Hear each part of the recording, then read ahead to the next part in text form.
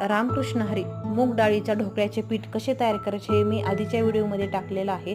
त्यानंतर आता त्या पिठापासून आपण झटपट तयार होणारा ढोकळा करूया. त्यासाठी 1 वाटी पीठ, 1 वाटी तेल आणि 1 छोटा चमचा हळद हे घेतले आणि एका पातेल्यामध्ये छान असं मिक्स करून घेतले. पीठ तयार झाल्यावर त्यामध्ये 1 चमचा तेल घालून घेतला आणि एका ताटाला तेल लावून हे सर्व पीठ मी घालून घेतले त्या ताटामध्ये मिक्स केलेले.